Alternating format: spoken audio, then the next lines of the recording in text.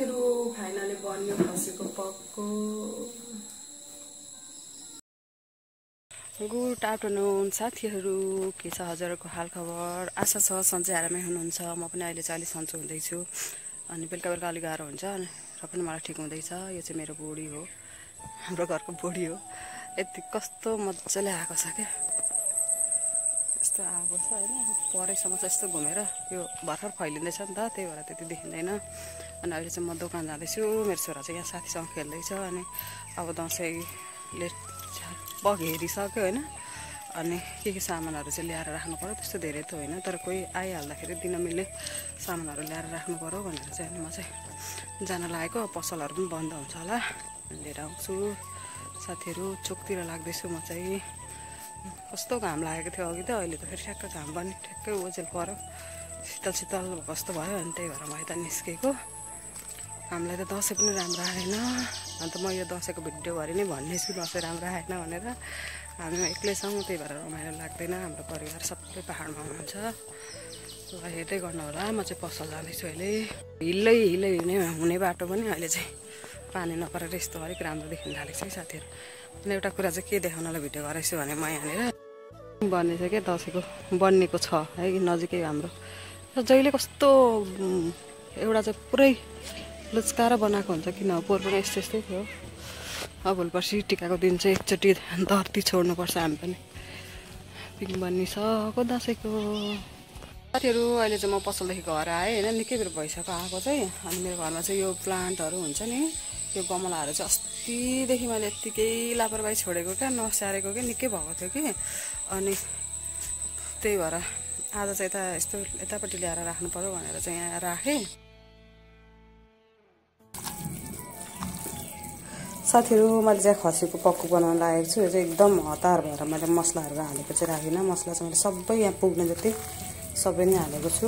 यसलाई अलिक छिटो मेरिनेट गरेर राख्यो भने चाहिँ पकाउनको लागि हुन्छ नि त टाइम। त्यही भएर मैले भिडियो नबनाएको।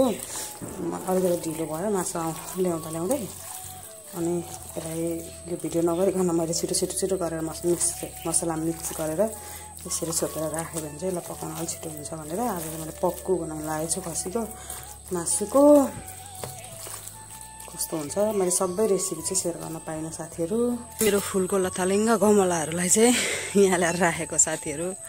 हेर्नु न, यो प्लान्टहरूलाई मैले यति माया गरेर राखेको थिएँ अस्ति होइन, सबैलाई भित्र राखेको थिएँ होइन। अनि दुईवटा ठुल्ठुलो भएको प्लान्ट चाहिँ मैले उता लगेर राखेको छु, 2-3वटा चाहिँ भित्र नै। अनि यो पनि राम्रो फुल्छ। यो पनि प्लान्ट नै हो, बिस्याहार गरेर यस्तो भएको। यो अस्ति राम्रो फुलेको थियो हाम्रो सानो गुराँसहरू, गुलाब अहिले छैन। चुथुङ्गे फुल हो, यो पनि फुल्यो, यिनीहरू पनि फुल्यो, यिनीहरू पनि फुल्न थालेको छ। अब यहाँ चाहिँ बोडी छ। अनि यो फुल सबै यिनीहरू फुल्न लागेको छ। यो फुलेपछि चाहिँ यस्तो राम्रो देखिन्छ नि, हाम्रो घरको सो नै बढाइदिन्छ कि यसले चाहिँ साथीहरू। मैले अस्ति सागहरू रोपेको, अलिअलि टिका बाँध्नु थालेको छ। त्योहरू म चाहिँ फेरि पसलै जान लागेको। पसल भन्दा पनि पार्लर जान लागेको छु। पार्लरमा थ्रेडिङ गर्नु पर्यो भनेर होइन। थ्रेडिङ नगरेको पनि धेरै भयो। अस्ति मेरो बुढा आमाको बेलामा गरेको थिएँ थ्रेडिङ, त्यस पछाडि छैन। म चाहिँ कहिले मात्रै गर्छु, 2-3 महिनाभन्दा धेरै भइसक्यो होला मैले थ्रेडिङ नगरेको। अनि अब आज चाहिँ थ्रेडिङ गर्नु पर्यो भनेर जान लागेको। अनि मैले चाहिँ खसीको पक्कु बनाउनको लागि चाहिँ राखेको छु साथीहरू। त्यो मसला मिक्स गरेर राखेको छु। त्यो हतारमा के भनेर भिडियो बनाएँ कि बनाएन, मसला हालेको चाहिँ छैन होइन।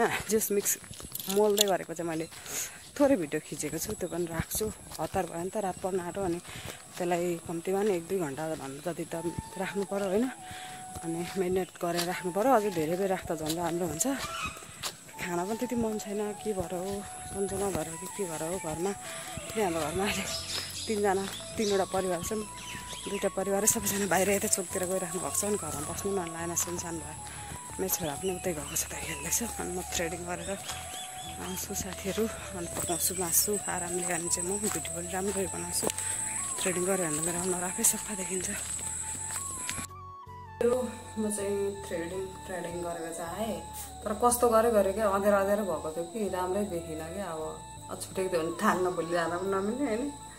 अहिले ऐना हेर्दा राम्रो देखिनँ, खै कस्तो भयो थाहा भएन, अब भोलि मात्रै थाहा हुन्छ। खानाको चाहिँ म मासु पकाउँछु अनि खाना बनाउँछु। कस्तो खाना पनि बनाउनु मन छैन हौ, मासुहरू पनि खानै मन छैन हौ, के भएको यस्तो अचम्म लाग्छ क्या। कस्तो एक्लो मासु हुन्छ त, चौकतिर गयो भने कति रमाइलो छ क्या, कति धेरैजना मान्छेहरू छ होइन, भेटघाट यति धेरै छ नि त। अब दसैँको छ होइन, अनि त्यहाँ भिडबाट पिन्छ के अरे त्यो ढाइस के खेलाउँछ नि, कस्तो रमाइलो छ।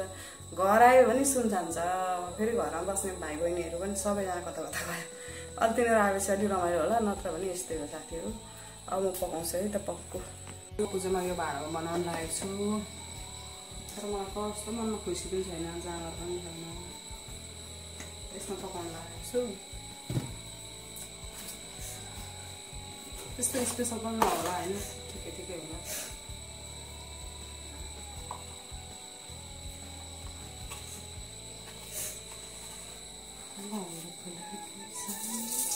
सास परिसक्यो, के गर्नु, कहिले पकाएर खानु, कस्तो मजाले टोक्छ खुट्टामा। मसलाहरू पनि हालेको सबै, टमाटरहरू लसुनहरू पनि डल्लै पनि हालिदिनु पर्छ, लसुन डल्लै पिनेर पनि हाल्दैछु मैले।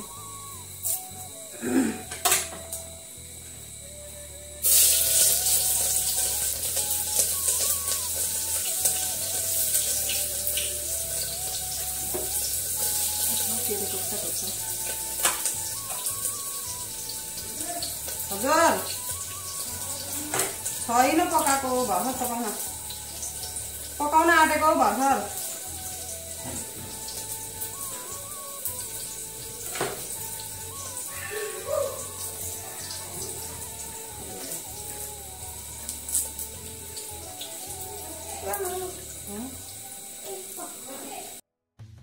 खाएको मासु चाहिँ यस्तो राम्रो भइरहेको छ, त्यहाँ मसला हालेँ।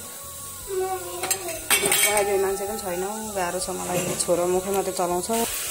साथीहरू मासु चाहिँ हालेँ मैले, चलाउँछु छोप्छु एकछिन छोप्छु। अब यसलाई पाक्न मलाई धेरै टाइम लाग्छ।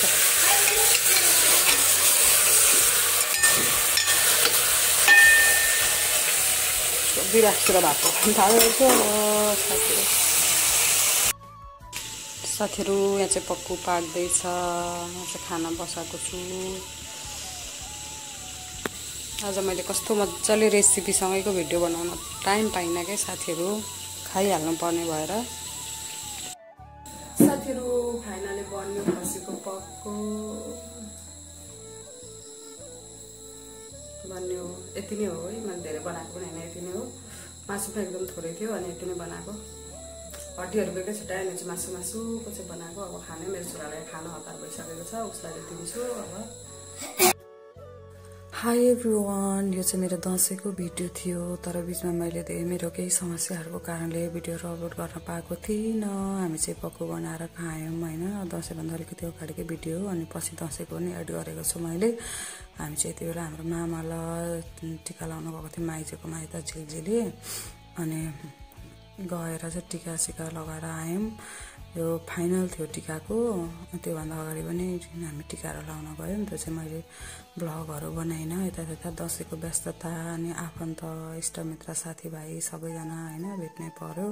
अनि बिचमा मेरो ब्लगमा धेरै ग्याप भयो, अनि ग्याप भएको कारणले यो भिडियो पनि म पोस्ट गरिराख्छु होइन, मेमोरी पनि हुन्छ नि त पछि, त्यही भएर चाहिँ भनेर मैले अनि पोस्ट गरेको। अनि यो पछि चाहिँ म गाउँ गएर आएको ब्लगहरू छ, त्यो चाहिँ म रेगुलर ब्लगहरू अपलोड गर्छु साथीहरू। दसैँ चाहिँ हाम्रो यसपालि त्यस्तो रमाइलो पनि भएको थिएन होइन, ठिकै रमाइलो भएको थियो, हल्का हल्का। त्यही हो, आमा छोरा भएर यसरी नै मनाइयो। टिका लाउन पनि धेरै ठाउँ पनि गएन, घरमा पनि खासै धेरै मान्छे पनि आउनु भएन। यति बेला चाहिँ माईमा बाढी आएको थियो नि त, अनि यो माई खोलामा चाहिँ देख्न सक्नुहुन्छ पानी हल्का सुकेको रहेछ।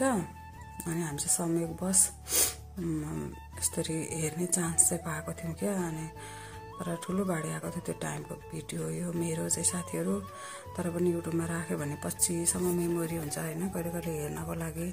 अनि युट्युबमा धेरै समय निरन्तरता दिन नसके पनि कहिले कहिले चाहिँ दिँदै गर्छु। कुनै दिन टाइम मिल्यो भने चाहिँ म मजाले ब्लग गर्छु भन्ने मेरो इच्छा छ, तर कहिले हुन्छ अब घरको जिम्मेवारी होइन, आफ्नो छोराछोरी परिवार सबैजनासँग हल्ला सम्हाल्दै टाइमै हुँदैन।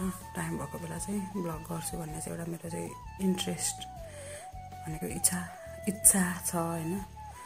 त्यो चाहिँ कहिलेसम्म हुन्छ के हुन्छ देख्न सक्नुहुन्छ माई खोलाको भिडियो। अनि त्यस पछाडि चाहिँ हामी आमा छोरा ओर्लेर टक्क त्यस्तै हिँड्ने गरेर मेरो छोराको कति ठुलो देखिएको साथीहरू क्या लगाएर हेर खाजा खाँदैछ मासु बिहानै कोक खाने सबै त